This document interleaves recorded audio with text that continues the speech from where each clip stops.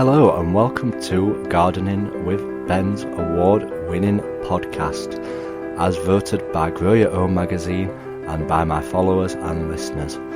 So if you're new to the podcast, make sure you click that subscribe button to stay up to date with all our podcasts, listen back to all our previous episodes, sit back, grab a brew and let's enjoy today's episode. Hello and welcome back to Gardening with Ben for a new episode.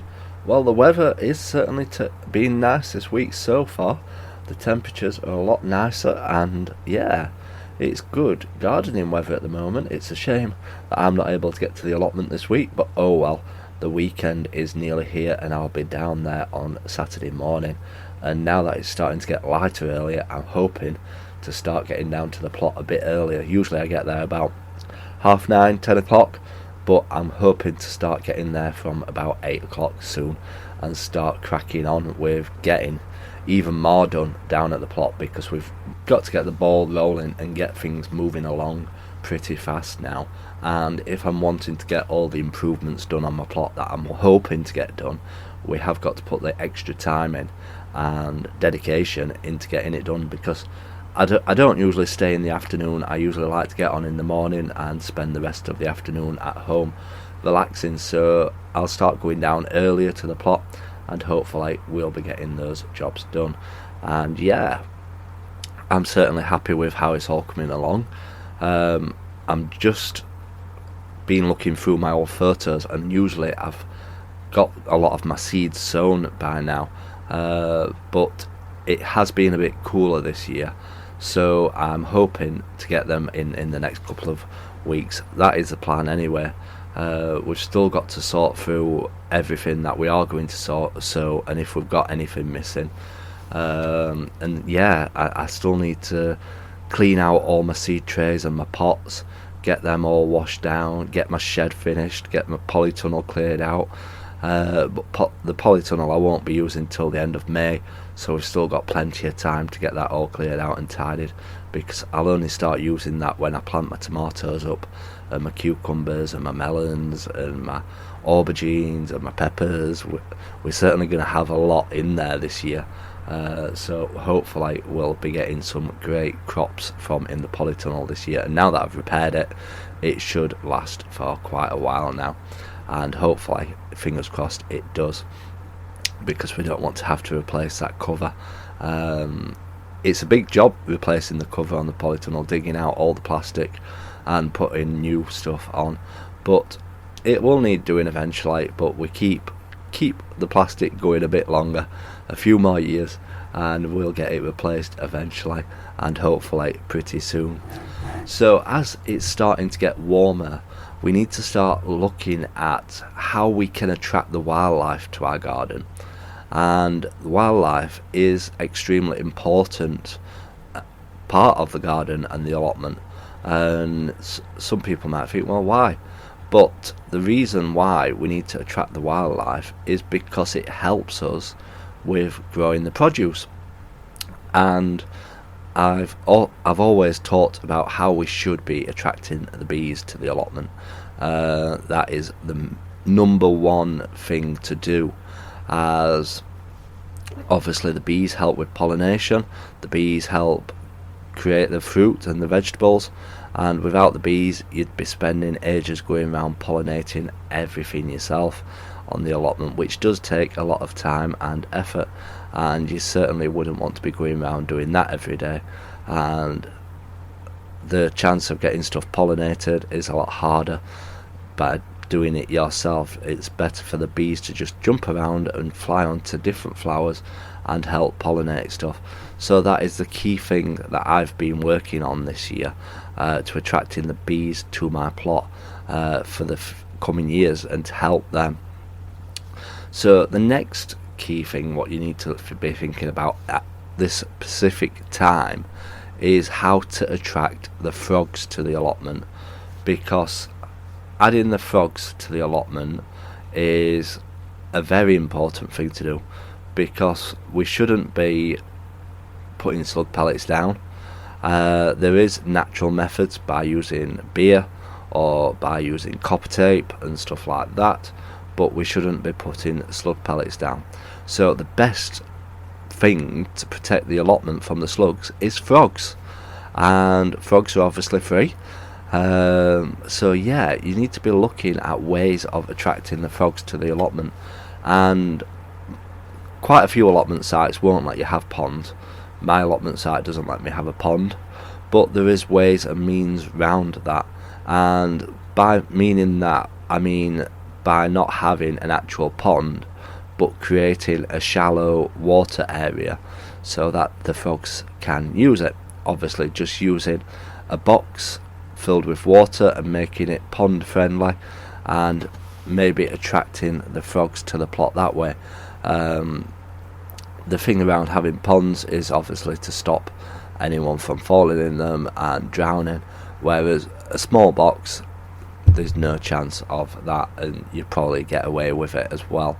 And attracting the frogs, obviously around now is the best time, because they will be looking for places to start spawning and creating that frog spawn.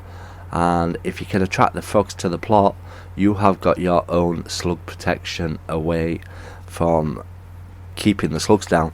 And that is the big thing what you have on your plot that can damage all your crops and everything, basically. So you need to look at ways of getting the frogs to the allotment, and frogs are lovely.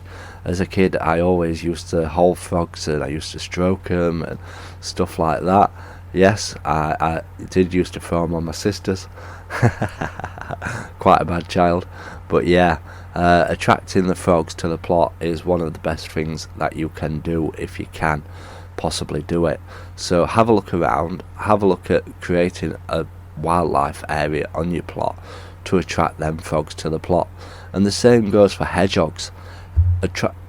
There's hedgehog homes what you can create yourself, and create a warm and welcoming environment for the hedgehogs, for them to come on the plot. Obviously you won't see the hedgehogs because they only come out at night.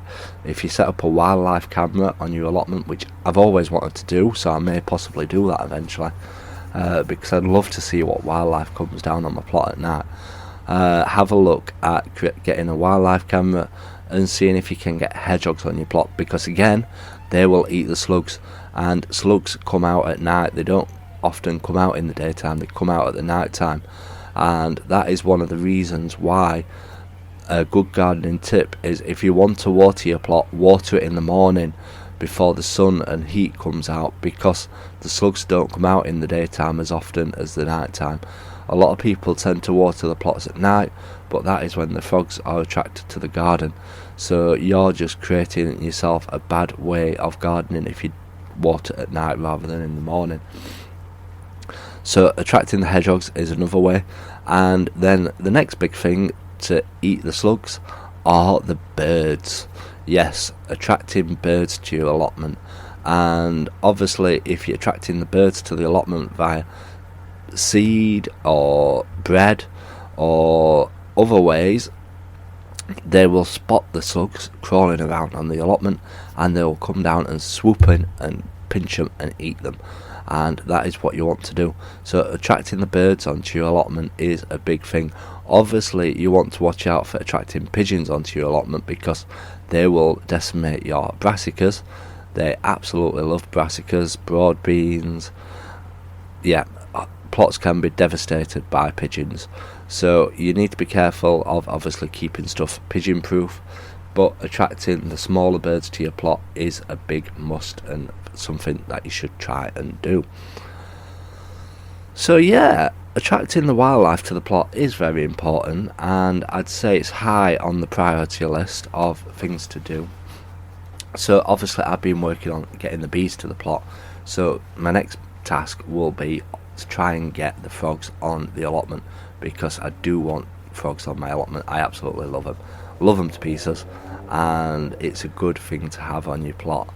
And also I'm going to be looking at getting bird stations around my plot, feeding the birds. Obviously that costs money, keeping the feeders filled up, but hopefully we can get something sorted and start attracting those birds to the allotment, because they're lovely to see as well when you're down at the allotment. I've got quite a few robins that pop down, and as I'm digging over beds they'll come in, pinch them worms and then fly off again. But they're absolutely lovely to see, and seeing different varieties of birds as well. There's different bird seeds out there what will attract different birds to the allotment. So yeah, have a look around, see what you can do. Let me know what you're going to plan to do in the wildlife areas of your allotment and how you're going to attract the wildlife to your plot.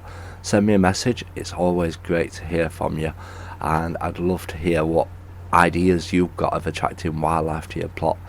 And yeah, keep up the good work. We'll be back with a new podcast tomorrow, as always, talking about all the things that we need to be preparing for the weekend down at the allotment. So I hope you all have a fantastic day, everybody. The weekend is nearly here, thank goodness. I nearly said something else then. But yep, the weekend is nearly here. So until next time, remember, keep smiling, keep gardening, and keep listening to Gardening with Ben's podcasts. So thank you for listening to today's episode of Gardening with Ben.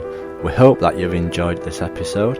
Remember to do click that subscribe button to stay up to date with all our podcasts.